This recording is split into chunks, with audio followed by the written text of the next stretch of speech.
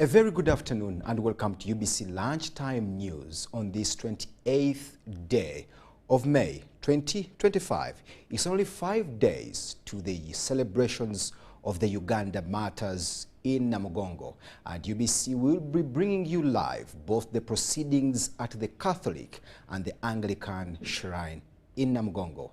Now let's talk news. Across northern Uganda are in Gulu for a training in alternative dispute resolution, commonly known as ADR. We have the details of this report. Over 70 judicial officers from High Court Circuit in Gulu, Dokolo. They must take on case management strategies that work well to bring disputes to an end. It is expected that before you arrive at your decision, you have been given a considerable an amount of facts before you that you have to consider in preparation of a judgment. The training falls under the judiciary's broader case management strategy and is designed to strengthen ADR processes in both civil and criminal cases from pre-trial to post-trial stages. Only 5 or 10% of disputes come to the formal courts, the one which you went to university to learn to handle. Then what happens? It is because of the African Dispute Resolution Mechanism, the original dispute resolution mechanism. From theft of chicken, I believe that the knowledge and skills we will acquire will translate into immediate, measurable improvements in case resolution, reduction of backlogs, and restoration of public confidence in our judicial system. I charge each one of you to return to your respective stations with renewed vigor, zeal, enhanced skills, and unwavering commitment to excellence. Since its introduction in 2013, Alternative Dispute Resolution ADR has helped reduce delays and promote settlements. But its use remains limited in rural areas due to low awareness and few trained mediators. Think about case management tactics and measures of how to do it. But when you think about it, critically think about it, when you look at the Hill report, it says that only 10% of the disputes get to the court of law. Now, if 10% is equal to the 401,000 cases, what if 90% go to the court? Chief Justice Owiny-Dolo has appointed Professor Andrew Kauka to lead the judiciary's ADR efforts, including training RDCs and LC1s, religious leaders and community.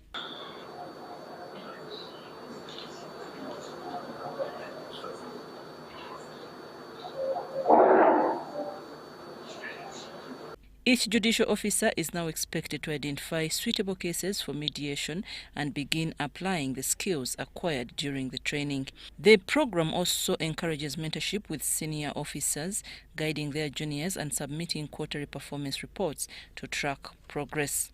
As Uganda continues to tackle delays in justice delivery, this regional training in Gulu marks a vital step in strengthening ADR and easing the burden on the courts. Let's go to our next story. A group of 400 choir members from northern region are set to participate in the Martyrs Day celebrations of 3rd June in Namugongo. Now, among them are 100 choir members from various parishes currently practicing under the Kampala Diocese. As preparations for the much anticipated day intensify, the Anglican choir says it is 99% ready for the Martyrs Day since all the necessary preparations are done. Rebecca Nantongo was on ground and brings us more of this report. Practice for some of the choir members delegated to lead the 3rd June Martyrs celebrations at the Namugongo Anglican site are underway at St. Peter's Church of Uganda, Naguru. Hymns, praise and worship songs are to be part of the celebrations to keep Christians spiritually entertained. We have, first of all, we have the hymns that's been organized specifically for that day. And another class of music, we have the traditional dance. That traditional dance, we have, there is one called the Buddha team. We also have the aguara. The aguara is like the long trumpet that the people from over the Nile use, and they blow as we march. A group of 400 choir members from various parts of the northern region is set to lead the celebrations. And of the 400, 100 of them are coming in from Kampala diocese. Not just Naguru, but the Luo-speaking community within the diocese of Kampala, and even some from Namugongo. Speaking to the choir director, Alele Walter Samuel says they're 99% ready to pull off the event in a glamorous entertainment come 3rd June. We have already finalized most of the songs, and we are bringing it. Even if tomorrow we are to go on the pulpit, we are ready to praise God in an African and a northern way. Hallelujah. Reverend John Musalakol, the vicar of St. Peter's Naguru Church of Uganda, commended the choir for its dedication. We are so excited because the Luo culture is so rich that even if we have different languages, yet, let me tell you friends, the love of Jesus is able to bring us together. Some of the choir members shared their experience being part of the lead choir to celebrate the Martyrs. It is because I love God so much, and I feel like to always give him praise by singing those words, by giving him praise by singing those hymns. You sing them, they have amazing words that always inspire your life. Amid inevitable challenges, the choir promises to serve 100 times better on the D-Day. Because we are not the same. Others are slow learners, others can catch up with those things quickly. So we have to go together, and we shall do mighty things, and the whole world will view, and many will come back to God. The Church of Uganda Martyrs Day celebrations will be held under the theme, Imitating God's Goodness by Doing Good. Rebecca Nantongo, Annette Sana, UBC News. Thank you, Rebecca Nantongo, for that report. Now let's go to communicable diseases. The Non-Communicable Disease Alliance for East Africa is advocating for a coordinated voice and advocacy to address the growing burden of non-communicable diseases in the region. According to the President, Non-Communicable Diseases Alliance East Africa, Professor Kushiki Ramaya, the aim is to address effective programming in the areas of community awareness, screening, care and prevention. Adia Nakuti brings us more of this report. According to the report by the Non-Communicable Diseases Alliance East Africa, non-communicable diseases have become the leading cause of death in most countries, resulting in 200 million deaths among people aged 30 to 70 years, with 80% of the deaths happening in sub-Saharan Africa. The Non-Communicable Diseases Alliance for East Africa is now advocating for a coordinated voice and advocacy to address the growing burden of non-communicable diseases in the region. So the first thing which we did was we did a gap analysis within the East African countries, trying to look at the different components of NCD programs within these countries. So that gap analysis, which looked at the health sector, it looked at the patient's perspective, it looked at the community perspective, and it also looked at the legal perspectives. And what we found that in most of the East African countries, there was a lot of disparity between the different programs within the national NCD strategy. And what we thought that we as an East African NCD Alliance, if we can find a common framework within which all the countries can move together, that would be a much better thing.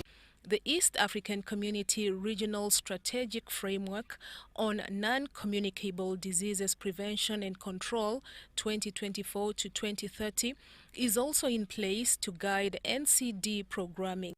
The regional approach is just to help us to be at the same level by supporting other countries, by sharing best practices, and also to reduce the costs. Because when we are speaking the same voice, we can attract more resources. This is the framework, and that's why we call it the East African Community, because it was initiated by the Secretariat itself.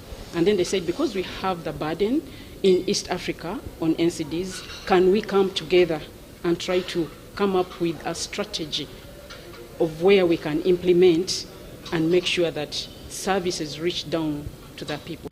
The East African Community has realized the need to bring together member countries and relevant non-state actors to address the growing burden of non-communicable diseases because they are now the most pressing health challenges of the time.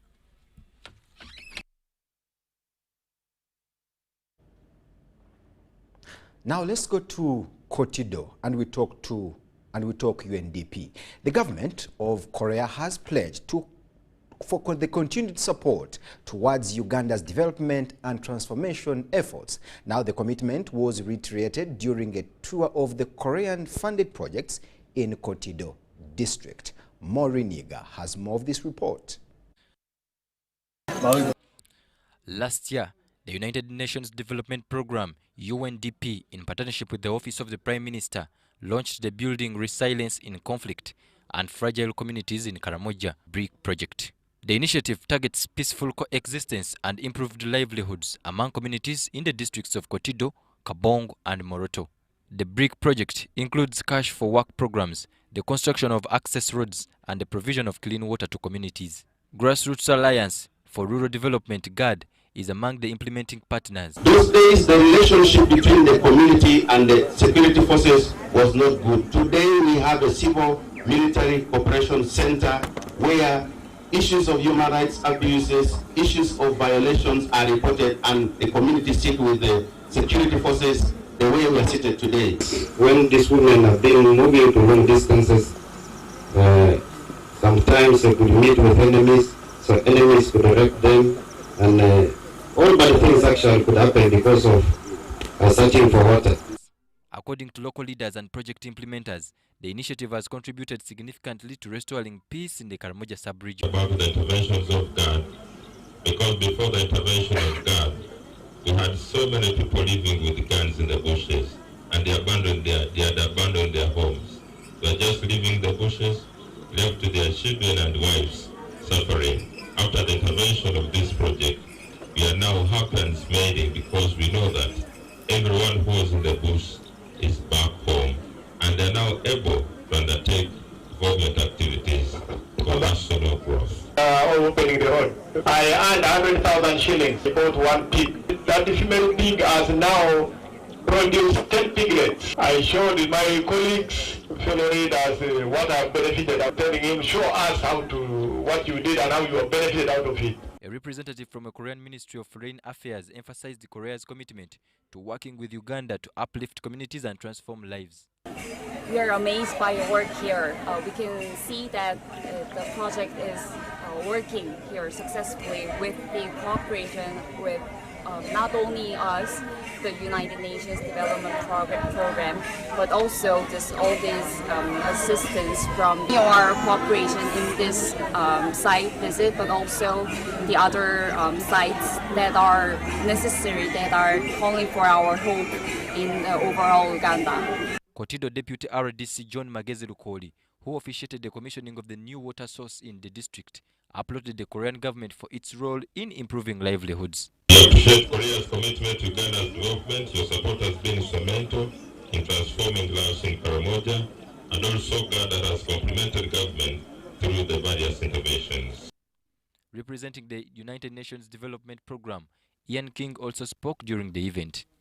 Construction of a motorized water system here in Lokoro, and two other water systems, one in Kabon and the other in Moroto district, which altogether will serve over 15,000 people.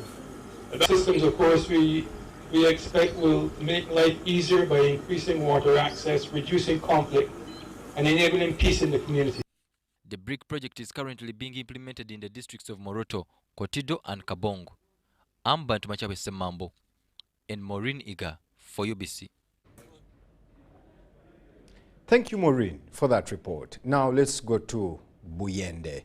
The government has signed a contract for the evaluation of a nuclear power plant site in Buyende district. The project, aimed to diversify Uganda's energy resources, is expected to generate 8,400 megawatts upon completion, marking a major milestone in the country's energy development agenda. Mary Namokose brings us to speed. The Ministry of Energy and Mineral Development has signed a contract with Korea National Hydro and Nuclear Power Company Limited to support site evaluation for Buyende nuclear power project. The milestone advances Uganda's efforts to harness nuclear energy for peaceful and developmental purposes. With our current trajectory, even if we exploit every drop of water, every sun ray, and every gust of wind, we will still have a shortfall. This is where the transformative potential of nuclear energy, contributing about 24,000 megawatts, comes into play. Dr. Ruth Nakabira says the government is finalizing the acquisition of 30 square kilometers of land in Buyende district for the project, which is expected to contribute 8,400 megawatts to Uganda's long-term energy strategy. Currently, the ministry is in the process of acquiring about 30 square kilometers of land for this project in Buyende. The Buyende nuclear power project is a major step. State House. Hello viewers, now let's hand over you to State House. President Museveni is meeting a certain delegation, and now we cross over to State House in Entebbe.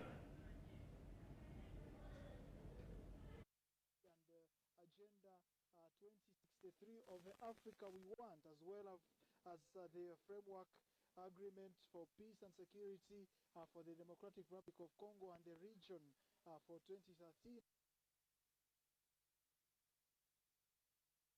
2006. Let's appreciate and support the efforts, national efforts of the authorities and all the actors in DRC internationally, so that we can bring an end to the ongoing crisis and bring peace to the eastern part of DRC.